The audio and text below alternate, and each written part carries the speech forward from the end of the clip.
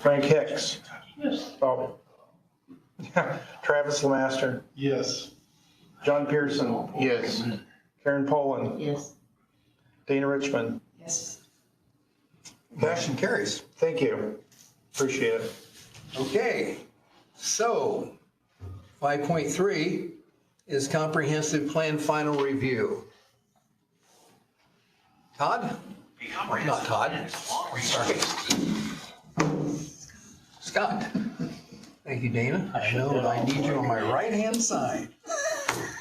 Thanks, Tom. Scott and Matt, Yes. welcome. So now, Okay. We need you now to we're work. searching for a presentation that may have.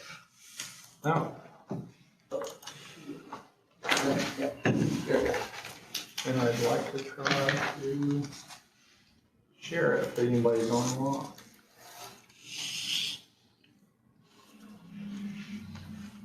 Are you in control now again? No, we're both in control.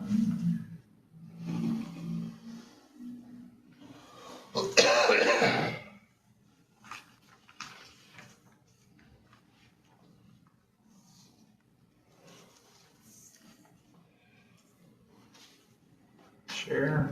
There we go. And then if you go down. Let's see here.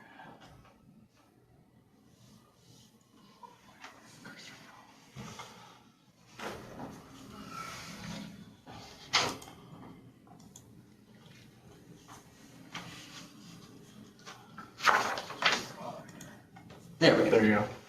Okay. And your clicker should work. All right, perfect. Well, good evening.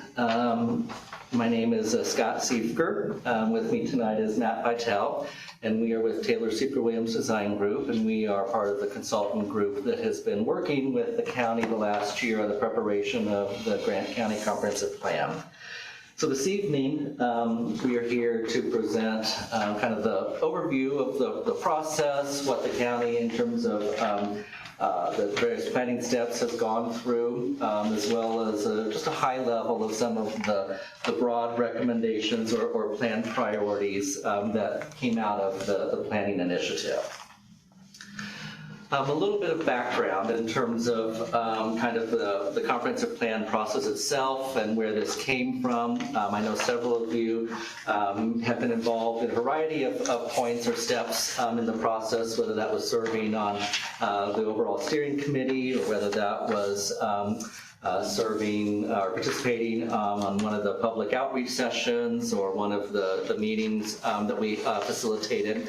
But overall, I kind of want to step back a little bit just to give a little bit of background in terms of kind of how the initiative came about.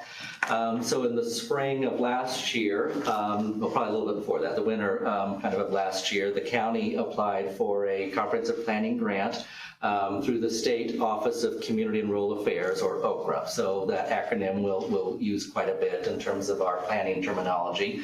But that particular state agency offers planning technical assistant grants. And the county was awarded that in the spring of last year. They went and then solicited some technical assistant consultants. We were one of those. We came and we spoke, and following that interview, were selected to prepare the plan. And we began our work with the county in late summer, August of last year.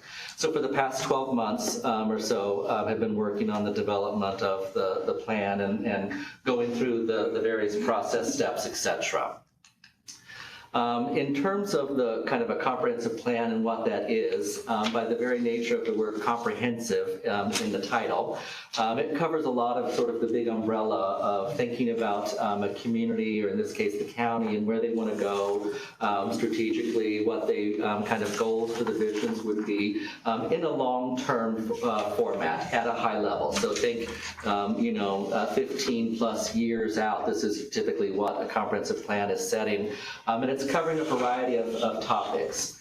So state statute identifies some topics, and then because you received a grant through OCRA, again, the state agency, they identify some criteria that you have to meet as well. But fundamentally, the process itself in terms of comprehensive planning is looking at answering sort of the 4 key questions. Where is a community at today? Where are you at today? Kind of that general inventory of kind of a benchmark of that community snapshot, both physically, demographically, et cetera. Then it takes into account those community conversations to help identify where as a community, or in this case the county, do you want to go? And so that kind of question is posed. And then how do we sort of want to get there, both in terms of where is it heading and where do we want to go. Sometimes they may not be on the same trajectory. And so if we want to think about sort of switching some things or changing some things or being more aggressive about things, the recommendations in the comp plan can begin to address some of those. So those kind of key questions are guiding principles that at a high level, again, form an overall structure or overall vision for a comprehensive plan. A comprehensive plan, I always like to say, again, is not zoning. So they're 2 different things and very distinct from one another, but work together with one another. A comprehensive plan is, again, more of the high level. So if you think of a vision plan, it's much more that mission statement, that community vision, if you will.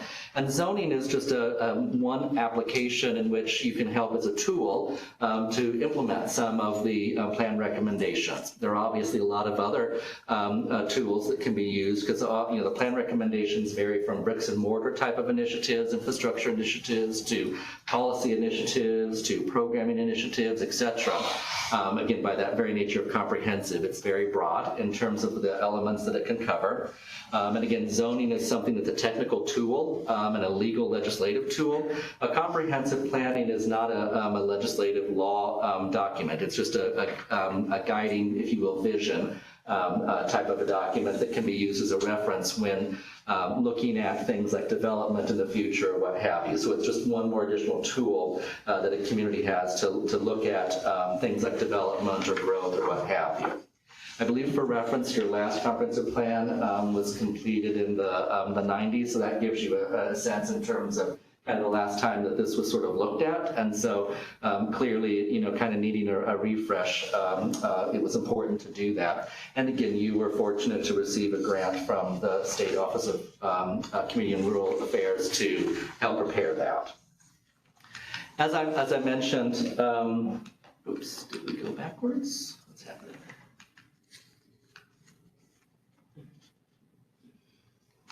I don't know, my clicker now doesn't seem to be.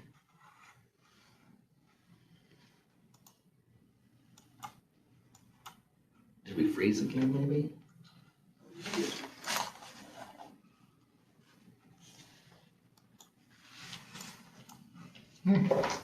Well, I did not. well, that's okay. I should be able to go back. Oh, I know one. Try it again. No? Oh. Okay, somehow we've reconnected. So as I mentioned, kind of the elements that are covered in terms of a comprehensive plan, I've highlighted in the sort of underneath the green bar. So state code identifies some very, very broad elements that needs to be included as part of a community comprehensive plan. And those elements include the articulation of a community vision statement, a statement regarding future land use and development, a section or statement regarding transportation and utilities, and then community facilities. So those 3 elements, the land use, the transportation, and the utilities, if you will, the community facilities, those are the elements that are sort of in the code that are like, thou must cover these, like that's identified in terms of the statute for comprehensive planning. Then it lists, in terms of code, it lists a variety of things that may be customizable, but depending on what maybe issues or topics are important within a community or a certain county, and things like parks and recreation or economic development, what have you, and it leaves that at the discretion of each sort of independent government agency, municipality, et cetera, to develop as they see fit.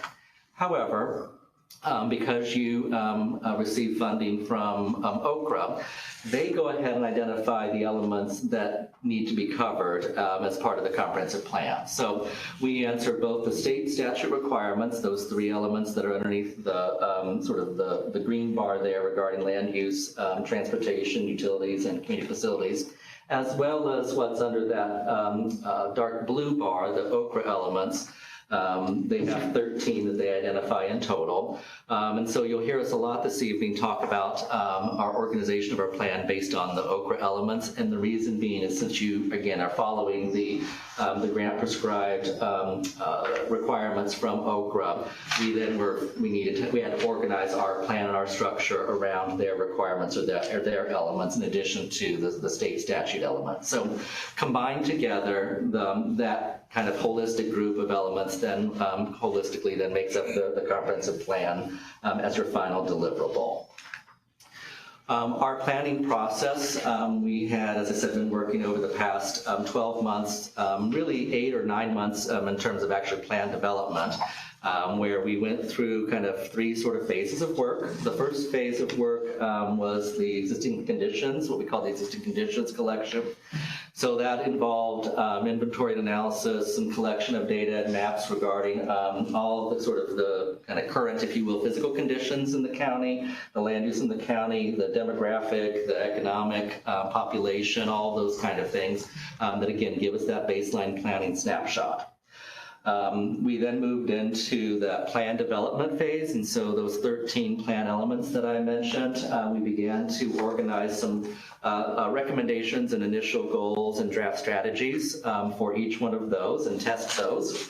And then finally, the phase 3, the implementation and adoption, we went through and finalized a draft of the plan. Okra then has reviewed it. They have to approve it prior to then moving to our final stage, which we're in here now, regarding kind of the presentation to the Plan Commission and then ultimately the adoption and what would then be the new current comprehensive plan replacing the one that you have in existence currently that I said was last created there in the 90s.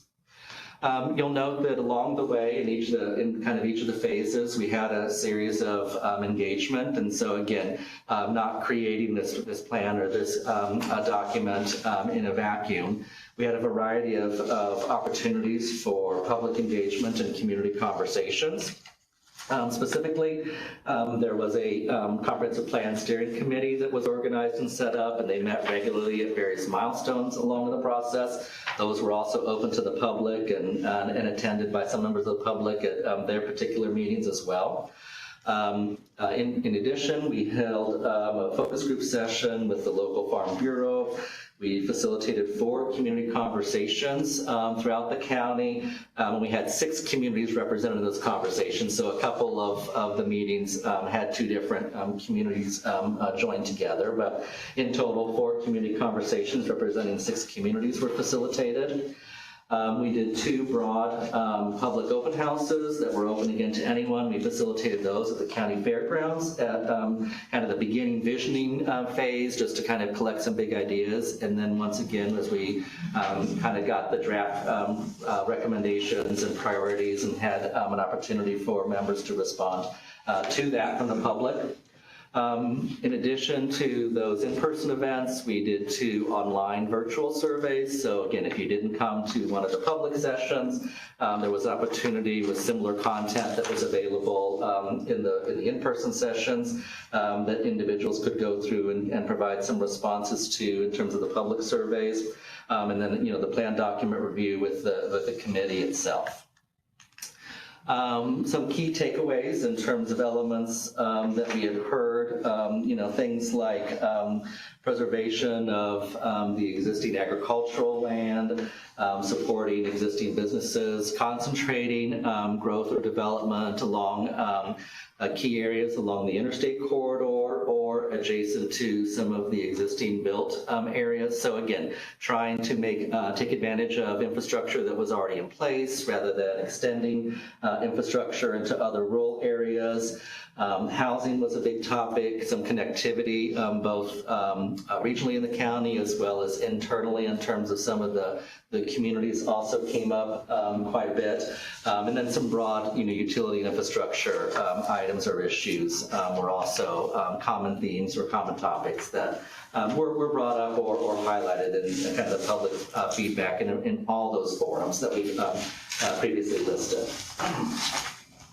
As we begin to sort of look at the plan document itself and kind of how it is organized, it's again kind of prescribed by OCRA, so they articulate how they like to see the sort of the plan organized. So there is 4 sections of the plan document itself. So when you kind of go through that, the first section is just a very brief executive summary, providing some of the highlights of the process and kind of the key findings.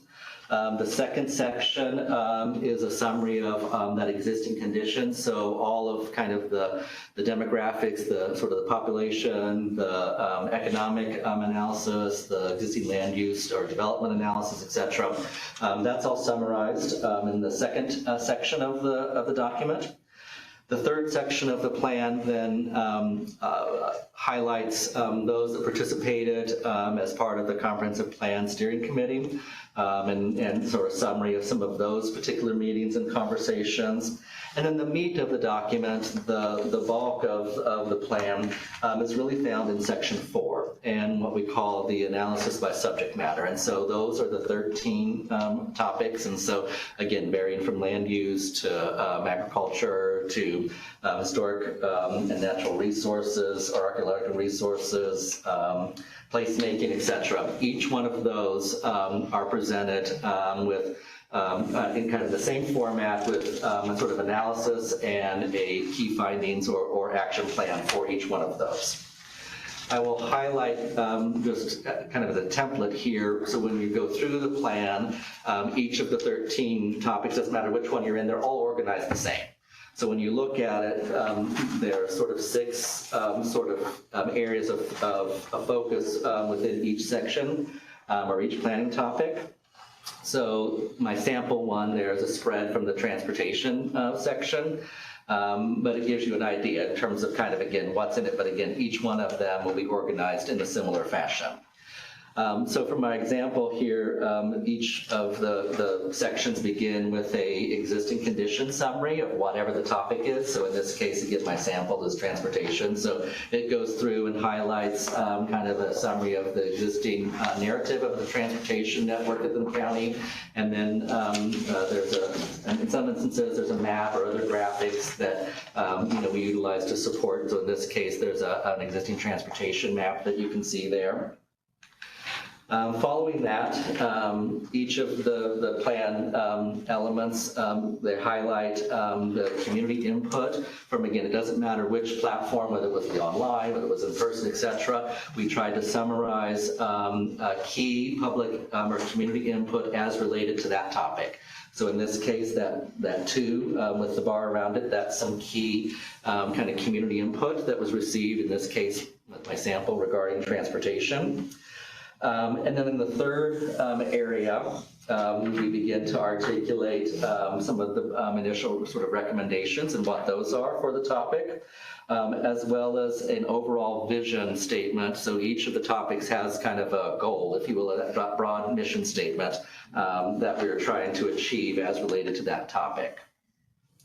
We then move into sort of the more, if you will, nitty-gritty in terms of the specifics. And so we have a spread for each one of them that highlights some sort of existing benchmarks and measurable strategies that are recommended. And then we end with kind of that 6th marker there, that 6th element or focus, which is an action plan for each of the sort of topical areas. So it goes through and highlights, what is the high priority goals, who would be responsible parties or party, perhaps in moving some of that forward, and some of the other, sort of key timeline or timing horizon for when that, sort of anticipated goal or recommendation could be accomplished. So from an organizational standpoint, that's how each of those subject matters are organized and presented. And obviously the material will just depend on whatever the topic is that you're looking at in any given point or any given section of that chapter. What we would like to do now is just spend just a few key moments going through or highlighting some of the plan priorities. So not necessarily going through every recommendation or anything like that, but going through at least some of the key priorities that came out of the sort of the planning initiative and the conversations, and as related to each one of the 13 topics. So for that, I'll have Matt walk through some of those highlights. Yeah. So as Scott had mentioned, I'm going to be looking at sort of that number 6 sort of slide here you can see on the right side of the presentation here. I'm going to be taking a little bit of a deeper look at that number 6 for all 13 topics. Let's see. So that slide is organized as such. So there's a vision statement at the top of each slide that's going to explain sort of what the main goal, say, under the topic is, and then each of the goals underneath that. And for some there's 3, for some there's 6 goals. So we'll and only a select few of those goals are high priority. So I'm only going to be talking about the high priority at this meeting because there are 67 goals, or no, I'm sorry, 97 strategies, 36 of which are high priority. So I'll just be talking about the high priority. I'm not going to read through them. That might take a little bit of time, but feel free to stop me if I'm going a little too fast, and we can take a quick look at here. So let's start with land use. Did I freeze again?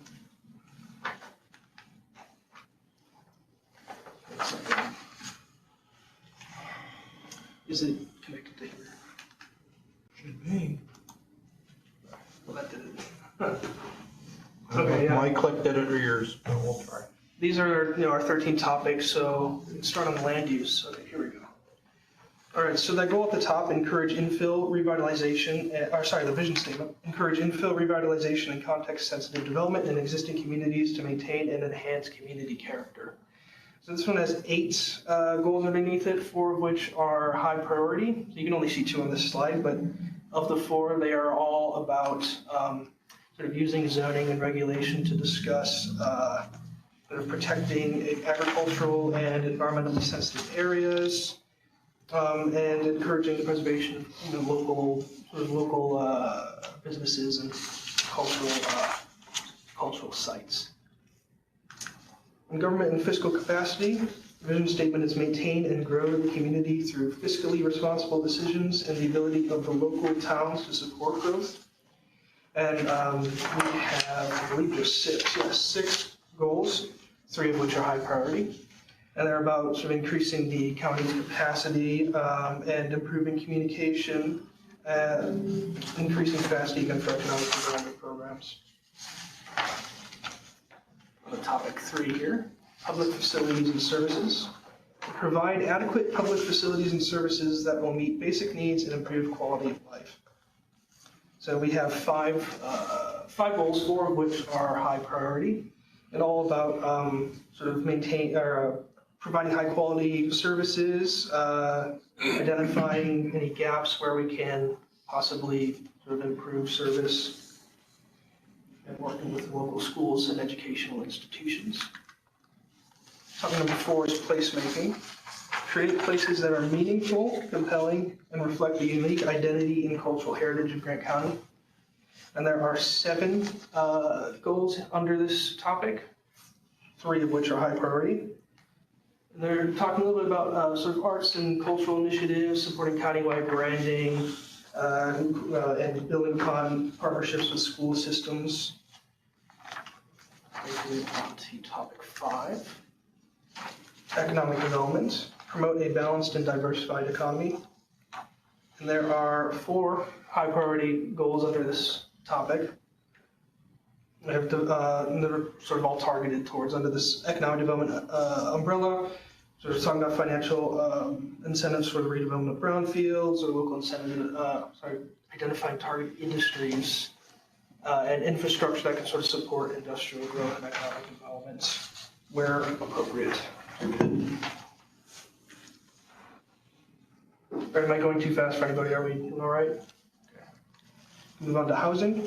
Provide a diverse range of housing for citizens that promotes sustainable, livable, and affordable housing opportunities.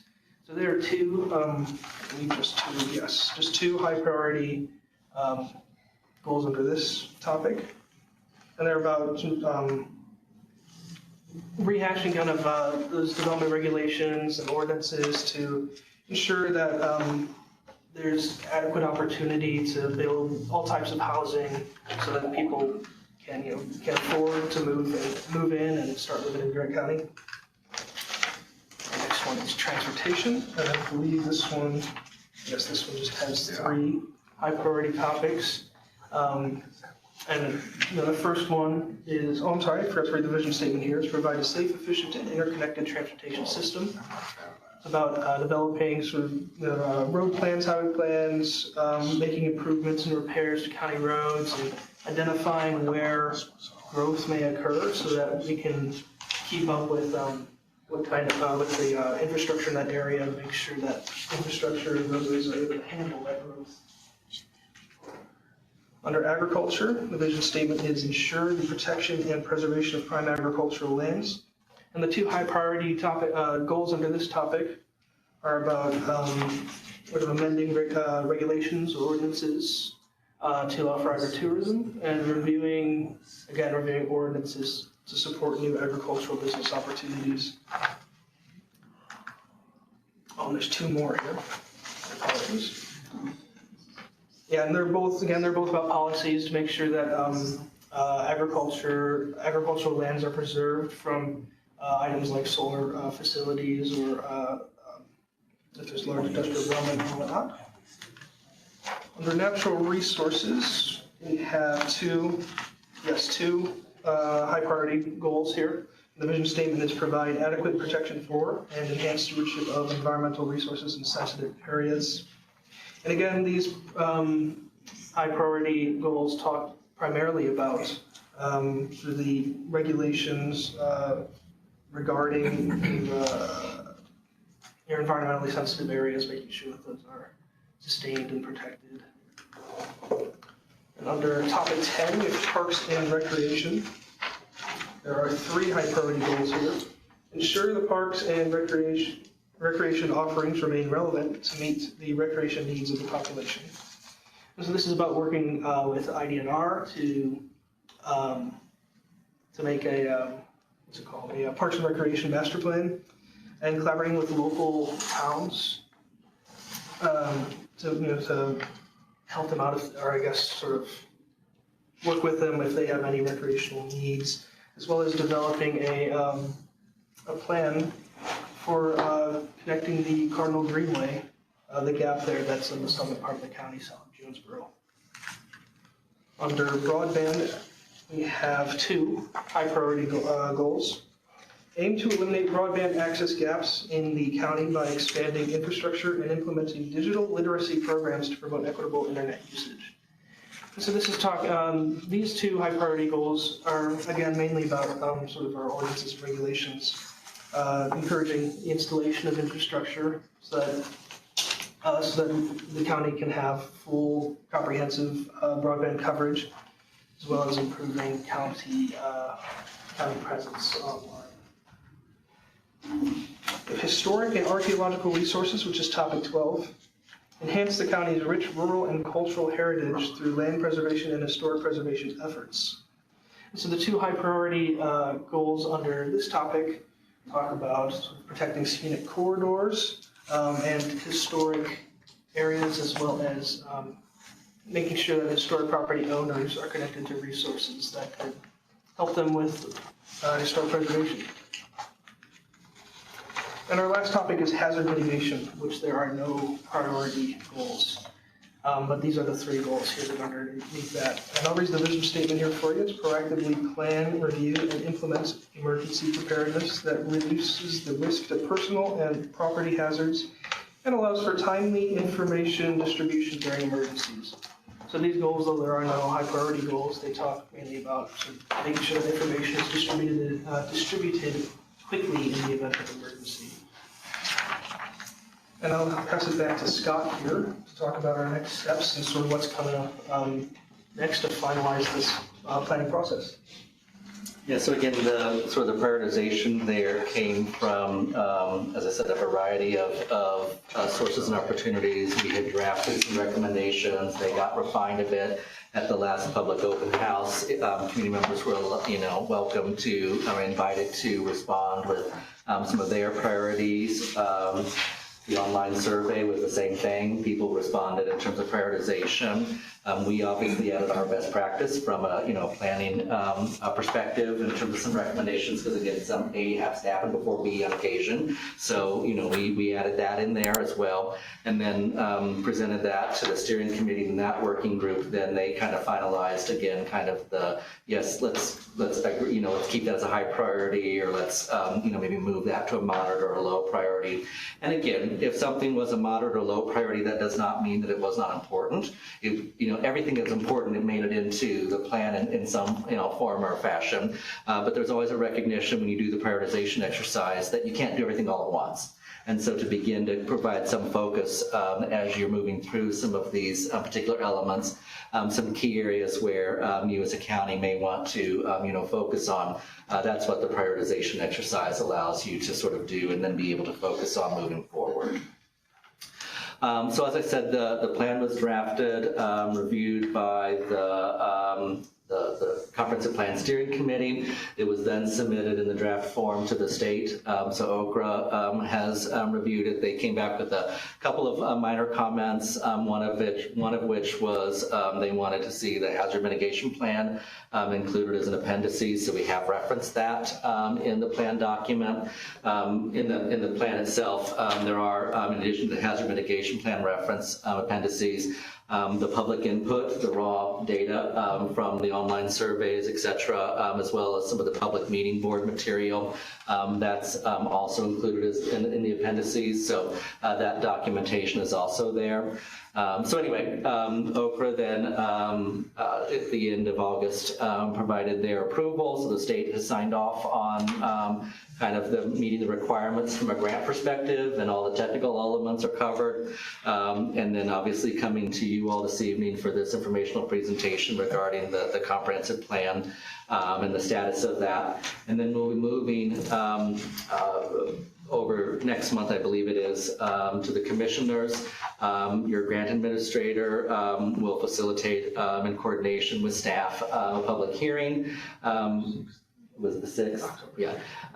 For the comprehensive plan, and then again, any additional public input at that public hearing time can be recorded, and then either at that meeting or following, then that formal adoption could occur. That again, then this would be your current comprehensive plan that then replaces your existing one that you have in place. So that's kind of where we're going with sort of the next steps, and that would then be the conclusion and then the wrap up of the planning process itself. So with that, I told Todd we'd have about a 15 or so minute overview presentation, so we may be a little beyond that. I apologize, but if there's any questions, I'm sure you receive those or provide those to us in whatever manner would be appropriate.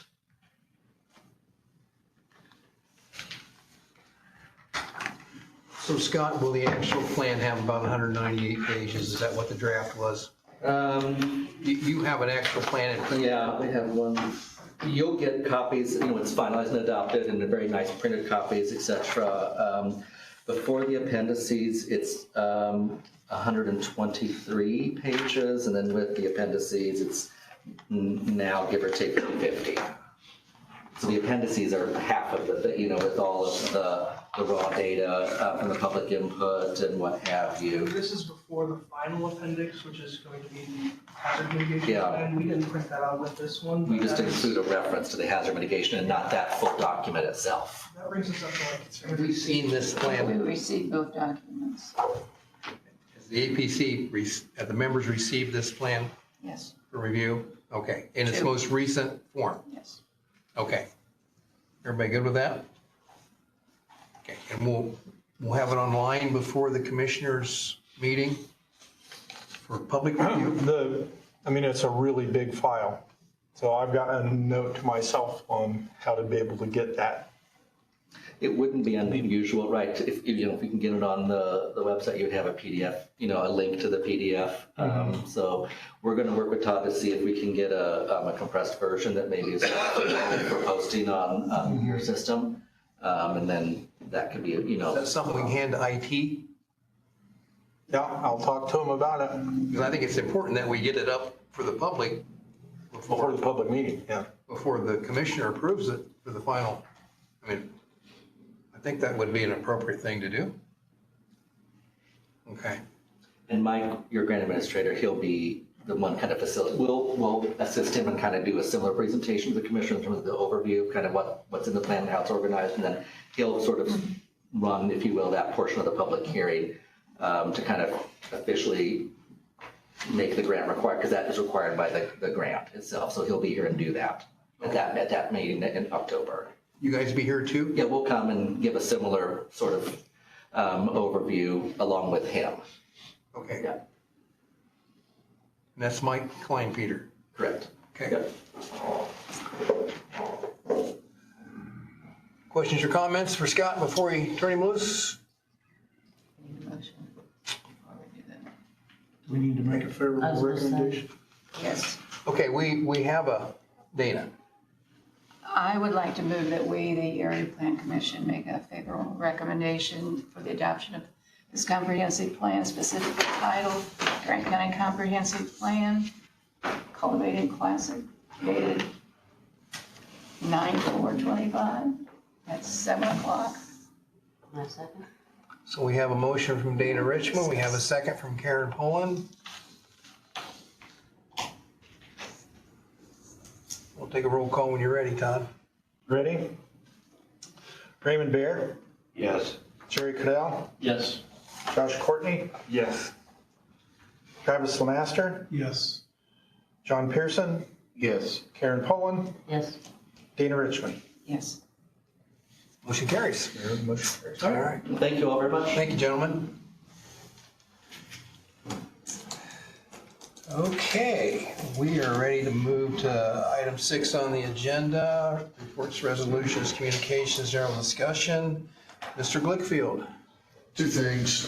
If you recall, last time we talked about a property on State Road 9 towards the southern border. And at that time, Health Department was in court with these individuals. I was able to join area plan into it to give more teeth into the county's enforcement ability as far as cleanup. Health Department can only deal with certain issues. Area plan can deal with a lot more as far as cleaning up. So we were able to get that done. And we've been to court on that, and it was successful. So we're in the process of hopefully getting some orders to get that cleaned up. Secondly, and Karen might be aware of this already, but their town attorney has given me information on a property inside Fairmount that is causing some distress. I've passed that on to Todd, and area plan is in the process of examining that and probably ending up in court with these individuals also. Okay. Kyle did good. Yes. All right. Commission members, any questions for Mr. Glickfield? Okay, thank you, David. Hearing none, Mr. Glancy. Actually, had a little time to prepare something. The floodplain ordinance, just give you an update. I know we've been wrestling with that all year. I only need Matthew's signature page in my hand to move that on to IDNR. And then after that, I'll have all the town signatures and signature pages, and Bill will put that into the recorder's office. So, things like that float around seem like a long time. Belinda and I have made contacts with Tim Lacey and others from Schneider GIS Group. They also Beacon and the geo permitting. So that's all wrapped together. Beacon is the GIS system that we'll be using in the future. A lot of people right now use Elevate. I don't know if any of you get on those. Elevate is going to slowly go away. The software behind it that makes it run, they're just patching it together to keep it going. And then Beacon will make a replacement for that. We're using it currently right now. Grant County's still not on the public access for beacons, just to make that clear to us if anybody asks. But we have a link somehow through the county to be able to use it. So maybe we're just a test dummy at this point. And then one of the things that we're working on with Snyder is getting training and updating the zoning maps, because we have the official records in our office, the APC office, and then to get those updated on those GIS maps. That's our responsibility to physically go in there and not some automatic process. And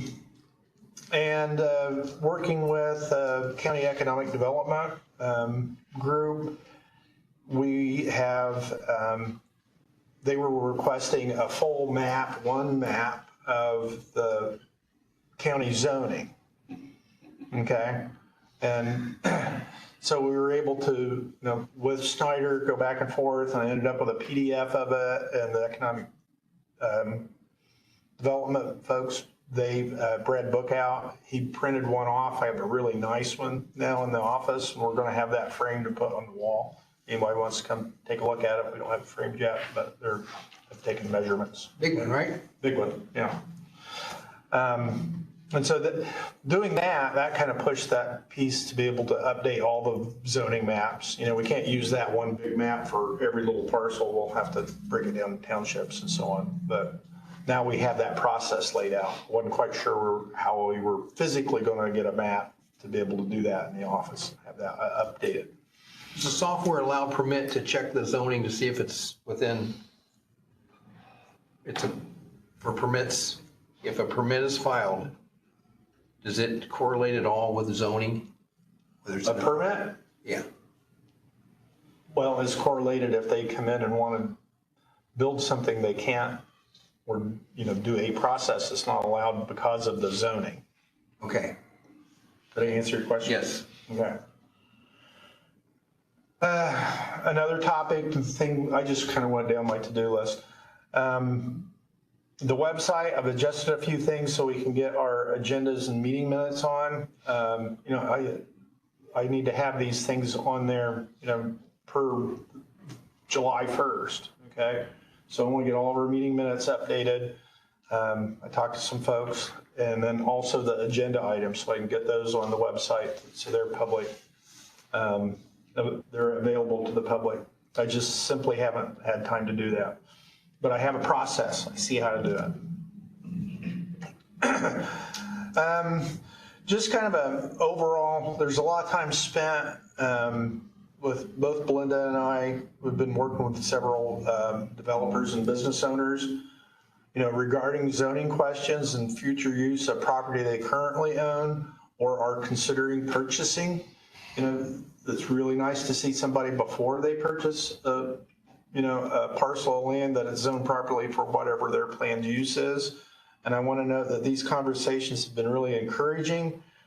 People are coming to us early before they're moving forward to make sure that their plans fit the zoning ordinance. This is the right way to approach development, and it avoids the problems we sometimes see when, projects are started first and then compliance comes way after. Okay? I've seen a lot of those kinds of issues, especially when, they come in and the individuals may have spent a lot of money on a piece of property and then want to put some kind of, business in there, and then they're not allowed to do that. And then they start the process of rezoning or a special exception or a variance after they've spent thousands of dollars and purchased the property, right? And then we end up with a property that's in distress. It circles right into our code enforcement, right? So I'm encouraged to see a lot of people going down that right process. And I just want to make that a public statement. And then the last thing is really a request from you know, go ahead. Should we encourage, if it's a realtor-handled property, that they assist that purchaser in identifying what it's zoned for, if that is the situation, to avoid that? The realtors, a lot of realtors call to find out what the zoning is. Okay, so that's already occurring. Yeah. Thank you. Right. Can we twist their arms? I don't know if we can twist their arms, but we do. We do have a lot of realtors come in and they'll ask, you know, it's a nice property, would like to be able to do this and that. Or somebody has mentioned this, they want to do this, or can they? So the last point I'd like to make is kind of a request that, you know, what is the APC wanting in my director's reports? And, you know, we can either discuss it now or send me an email. You know, I've been asked for like the number of permits issued and a number of closed permits and how those two things balanced out. I think that's something that you all want. I know how to get to that data, but I want to put it in some kind of context. I'd like to put enough data in there. Like if I said 50, we issued 50 permits and closed 35 without knowing what the last year or so does that really mean anything to you? Or is that what you want to see? But again, whatever you'd like to see, I'll do my best to get that kind of information to you in the director's report. There was a time when the commission, and I think the BZA as well, had asked for some information in regard to the number of permits filed and the number of inspections completed and that sort of thing, you know, just to kind of make us more aware of what is going on in your office. Yeah. And, you know, Todd, I think we all understand that it hasn't been the easiest transition for you as executive director or Belinda as the office manager, you know, to take the attitude that we're going to do things correctly based on the area-wide zoning ordinance. And that sometimes requires more effort on your part to make sure that we've researched it, to know that we're doing it correctly rather than shooting from the hip. You know, I appreciate that about you guys. The staff turnover has not been, you know, easy for you. That's another factor that's played into some of the difficulties that are going on up there. So I just want you to know that I'm aware of that, and I hope that the other commission members are aware of the struggles that you guys are having also. Todd, just for my own edification, I would like to, state, I guess, it's not my concern how many permits have been issued and how many have been closed, et cetera. That's your job to decide. Again, if it's out of whack, then you ask for more assistance. Mm-hmm. Or, you know, what's the root cause of that being a problem?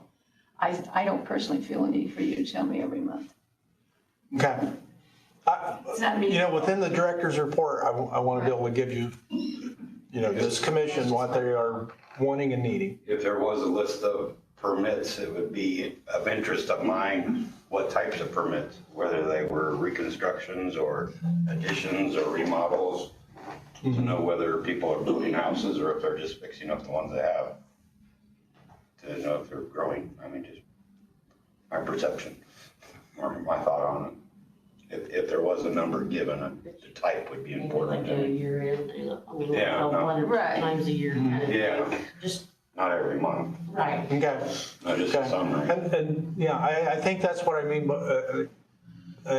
by putting it in some kind of content, right? More. You would need a context, right? If you're coming and saying you need more help, and you had year over year or month over month trend analysis of the type of permits, that's the kind of justification to say, here's why I need more help because we've had all these permits or we're having all this. I think that's what we're talking about, right? Right. But day over day, meeting over meeting, we probably don't need to know Okay. every month how many permits you had for pools or whatever. But if all of a sudden there was a huge increase, that might be something to talk about. Yeah, I think it can, I see that data will give insight into, you know, where the county's been and where the county's going. That's where I'm coming from whether it turns into head count or not. Right. You know, as a taxpayer, I want to keep it as low as possible. semi-annual or end of the year summary. Okay, sounds good. And if you think of anything else, send me an email. Got a question. Far as permits that they apply for, is there a year, like a year, they have to have it completed, Yes, Yes, I believe? it's 1 year. Is there, yeah. how do you check to make sure if anything gets, Within the system, within this geo permitting system, that it rolls around for us to be able to request, if there hasn't been an inspection for a while, it flags it, and the inspector sees that, and, oh, I need to call these folks up and see if they're done or not, and did they get a final? A lot of people get that, that it all gets done, the contractor leaves, they've moved in, no one called for that final inspection because it's like they just want to move in. Last thing they're thinking about at that point is calling us, So there's some of that happens, but there is a system in which that automatically kicks if out. they don't even start the process? Yeah, we have some of those too. They'll come back and say, hey, And that's what got my mind thinking. I went by it the other day and I thought, they haven't even broke ground yet. yeah, So I didn't know if there's a system in place, that computer system or something that would say, red flag it that you need to go look to see what they're doing, or? yes, so there is a system in place. And I believe it's working Okay. well, and that system was put in place, previous administration. So I think we can get a lot more out of it. I want to squeeze a lot more out of it, and that's why I'm after the folks at Snyder. Yeah, when I can't open them, yeah, there needs to be work on it. Dude, Yeah, the geo permitting sends me a notification of what's being built, but it doesn't give me, I can't access it, and I'm unauthorized. And I'm just looking for ditches, regulated ditches and that type of thing. But I can't review it at the moment. They're manually bringing them to me and having me sign off on them. Yeah, those are the kind of processes that we want to build within that system, and it can do that. So now we have a manual system, which somebody's going to build a new home. It's not just through the health department, a check off that we get a letter from the health department. They're not going to put it on top of their septic system, but also that it's not going to go on top of a regulated ditch, right? Yeah, and the easement. We talked earlier about realtors conveying things to the public, and a lot of times the drainage easement is not conveyed to people, and half of their yard is a drainage easement. And they don't know that until they try to put something up and find out later. I don't know how you can get realtors to inform better.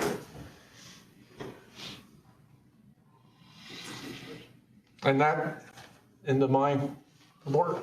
Questions for Todd, commission members? I would just like again to publicly thank Todd for the efficiencies that you're instituting in your office. Thank you. It's making a real difference, I think. Gives us confidence. Okay, moving on to item 7, public input. Any comments from the public?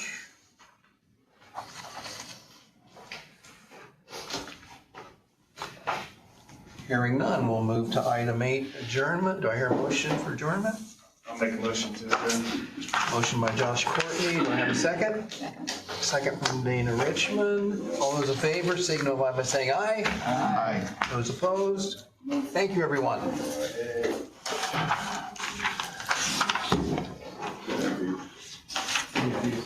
Thank you. Not shared. 3-hour board meeting. I'll be filing. Thanks. And I have certainly.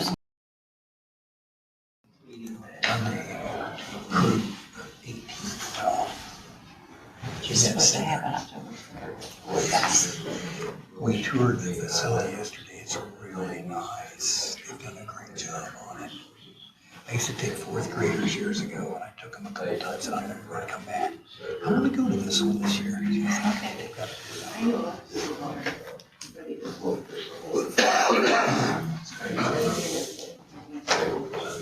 I should. introduction. It's about the only time. Well, you got it. Well, I think it's about the only time I'm gonna have. Okay. Is Brent coming, Todd, do we know? I don't think we were able to contact him via phone, and I didn't get a confirmation email. Yeah, we're good.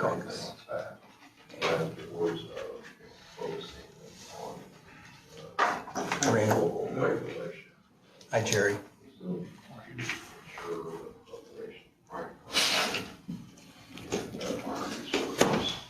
All right, we'll bring the September 4th, 2025 Area Plan Commission meeting to order. If you would, please stand and join me in the Pledge of Allegiance. I pledge allegiance to the flag of the United States of America and to the republic for which it stands, one nation, under God, indivisible, with liberty and justice for all. I want to thank everyone for coming this evening. Mr. Glancy, if you would, are we live and recording and everything we need up there? Yeah, Perfect. sure. How about roll call? Raymond Bear. Here. Jerry Cadell. Here. Joshua Courtney. Present. Frank Hicks. Travis Lemaster. Here. John Pearson. Here. Karen Poland. Here. Dana Richmond. Present. Clayton Schultz. Ron Stewart. Randy Atkins. Yes. Okay. All right, moving to item 3 on the agenda. If you would, please review the August 4th, 2025 regular meeting minutes.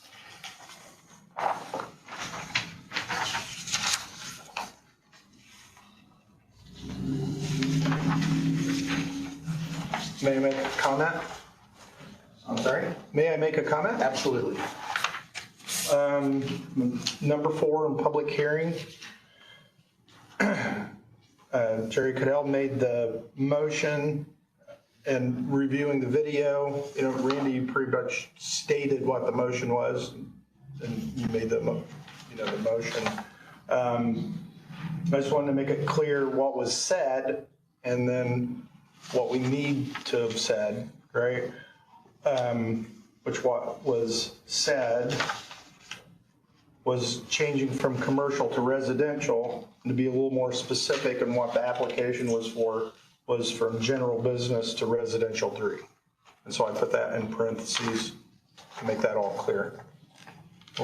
That's kind of something different. I just wanted to point that out. Okay. Any questions about that, commission members? Okay.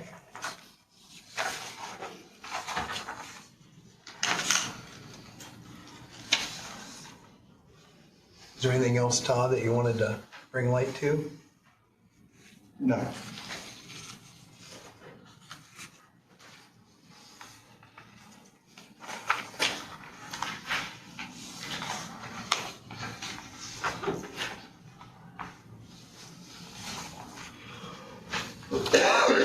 Yeah, under number 6, new business, we need to add Karen, I'm sorry, we need to add Dana Richmond to that rules and. Oh, I didn't have it written down. I'm not gonna let you off that easy, I miss Karen, but she's on there.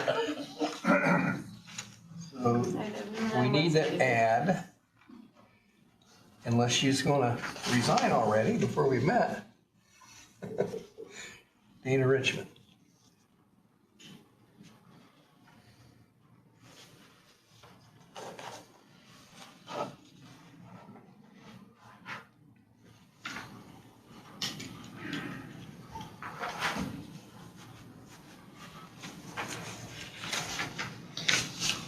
Perfect. Can I make a motion that we accept these minutes as With that With the change changes. on number 6 of new business. So we have a motion from Dana Richmond. We have a second from Karen Cullen to accept these minutes with the change to number 6, adding Dana Richmond. I'll do a roll call.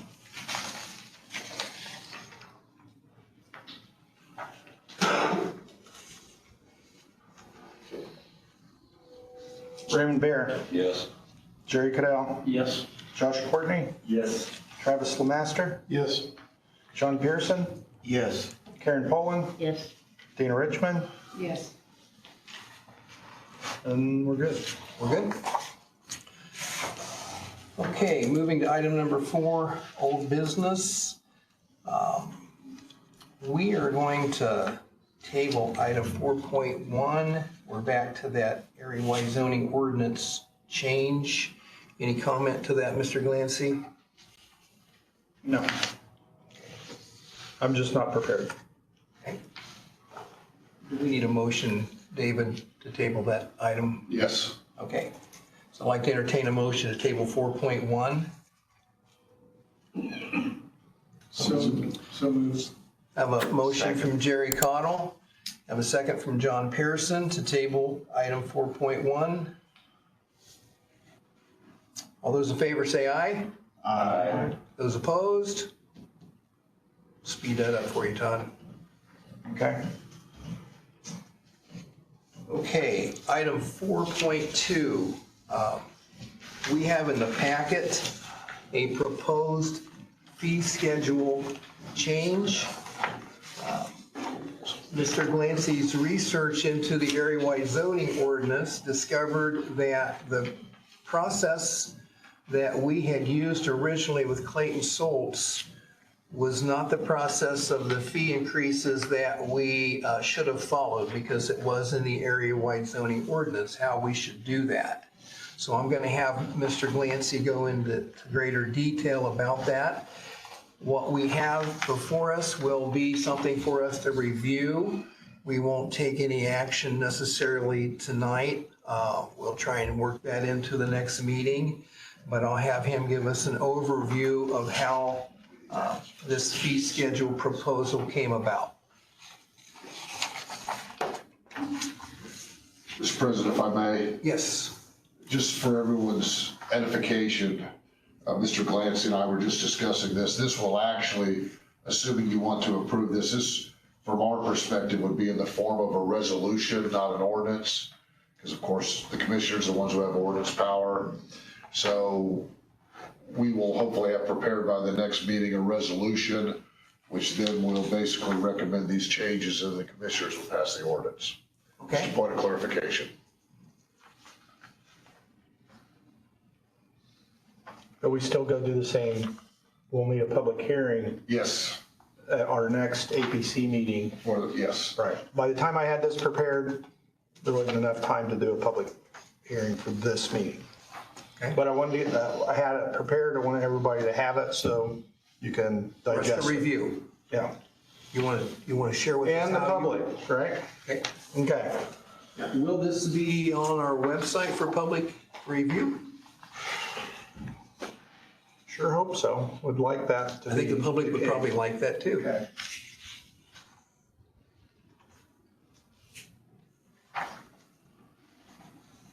Okay. So I did draft an ordinance preview that would be one of these documents is the draft of the APC review.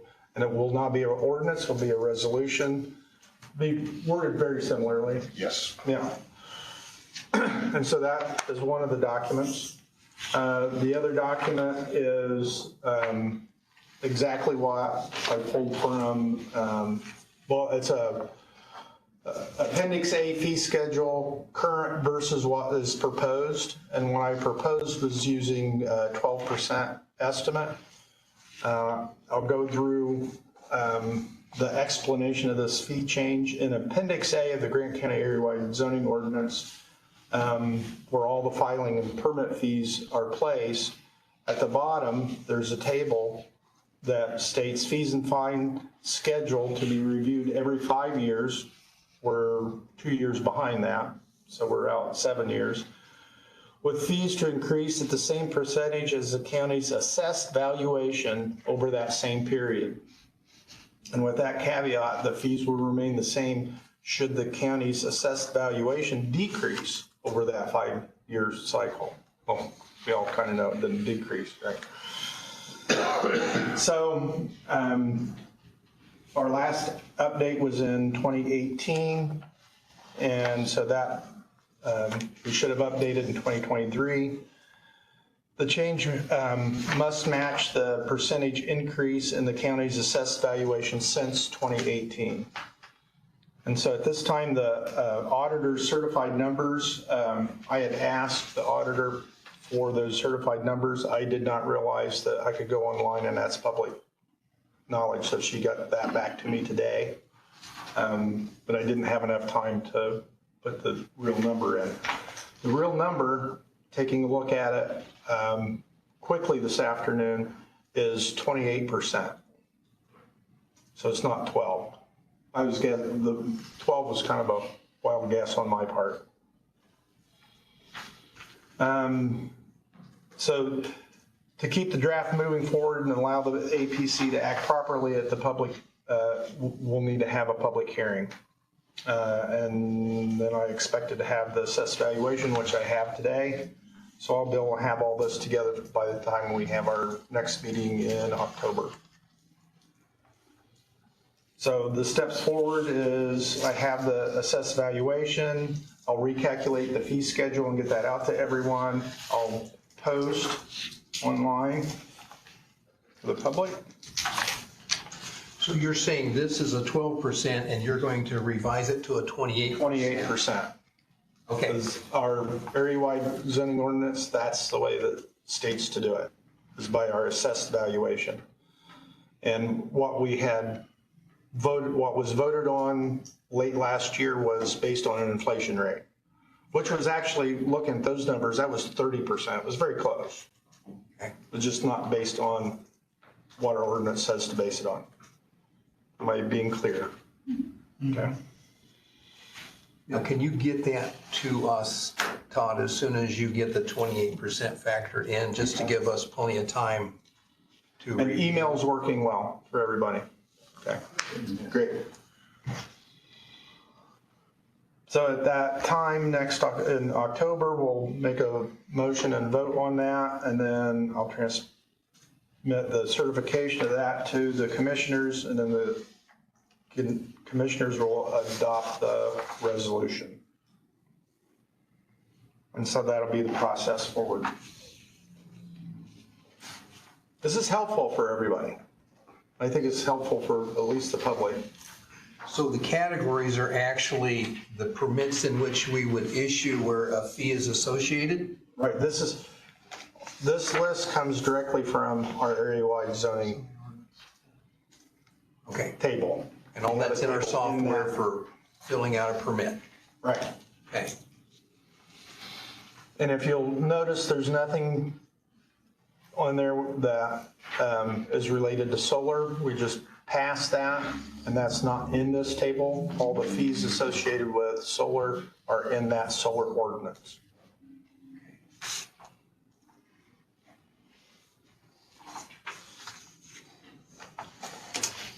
Any questions or comments, commission members, in regard to a proposed fee schedule change?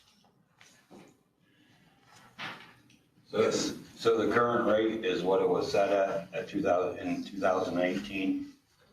Yes, That hasn't come up any since 2018? correct. Okay. And in our ordinance, it says we're supposed to do this every 5 years.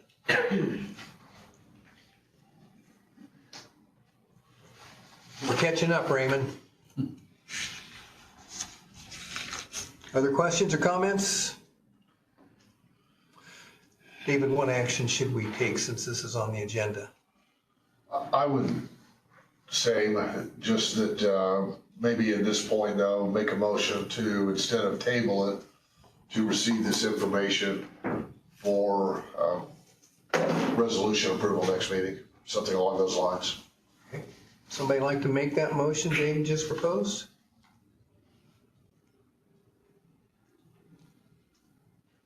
So moved. Did you get that motion? No, but I'll listen to the video. Okay. Or we'll work it The out. video looks like it's frozen, by the way. Waiting for others to join.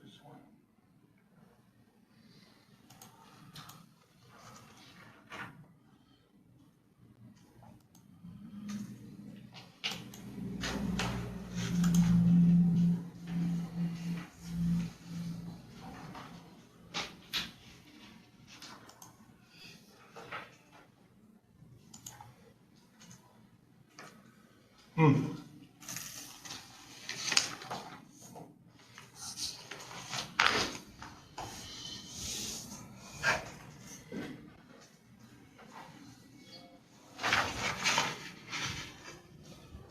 you like to write Yes. that out? Well, You'll write that. I'll just, you want to write it, I'll tell. The motion again was to receive the fee change information and then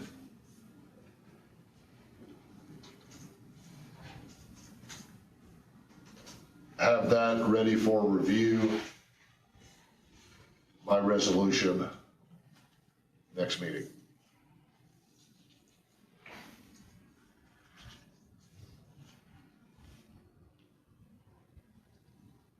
Is that okay, Josh?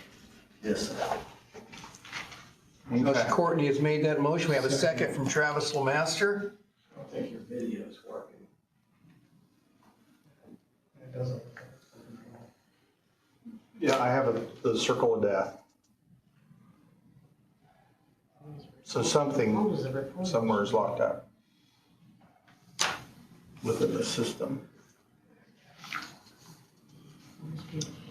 Any further questions? Any further questions from commission members? Seeing none? Seeing none, roll call. Raymond Bear, Yes. Jerry Cadell, Yes. Josh Courtney, Yes. Travis Lemaster, Yes. John Pearson, Yes. Karen Poland, Yes. Dana Richmond, Yes. and we're good. Motion carries.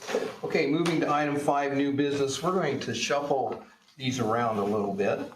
We're actually going to make 5.1 5.3. We're going to make 5.2 5.1. And 5.3 is going to become 5.2. So with that being said, 5.1 now is new hire for part-time permit clerk position.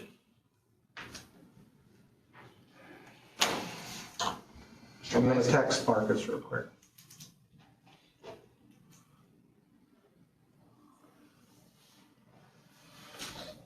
You reach IT? Yes.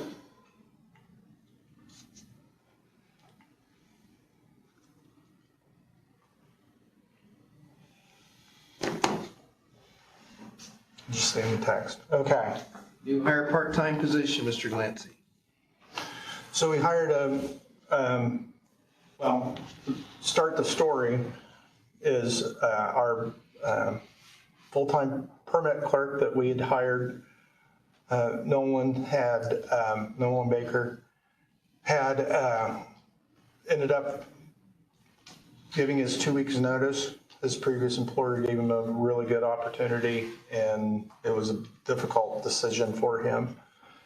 And he took the training really well, and to have him there to be able to have that overlap for the next person, and we already had a part-time position open and advertised.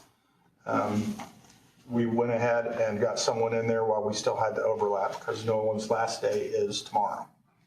So we had some overlap training, and I think that was really useful. So if I could have some grace with the board that we moved on that without a vote here. I hope that is okay. The new hire is Tammy Holloway. Would you like to stand and let everyone see you?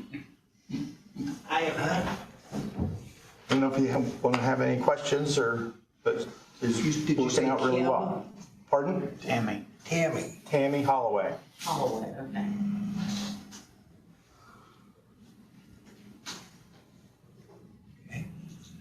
Welcome, Tammy. Thank you. Glad to have you with us. Thank you.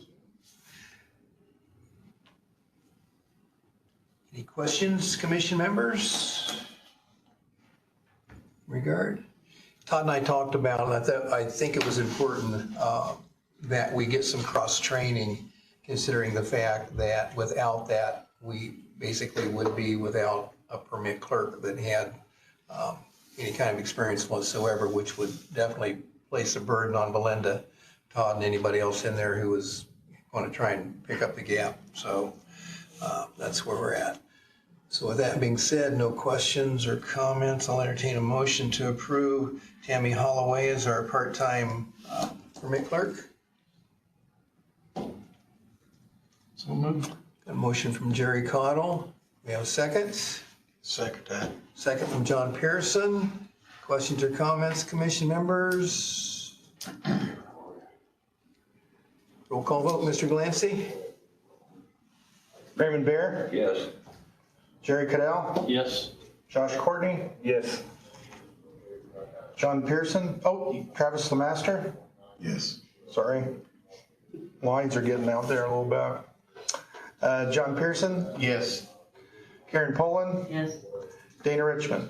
Yes. Okay, motion carries. Okay, moving to 5.2, which is the new hire for a full-time position. I believe Todd and Belinda went through some interviews for that position. Due to the county council's hiring freeze, we are not able to start that person until we receive county council approval. So any action tonight will be pending county council approval, and you are on the agenda for the September 16th, I believe, the next one. 17th? That's pretty good. Yeah. Without a calendar in front of me, it's a day off. So that person will not start until we receive council approval, but I think it's important that we go ahead and grant Todd and Belinda that person. Yep, I'm not in control. I did, I showed somebody else, Okay. okay, I just wanted to see if you saw that, okay? So Todd, do you want to give us an overview of your recommendation? I think we have to get approval from the council and then re-advertise for that position. So as we were going through the part-time hires, we certainly have a person targeted, and then she'll interview again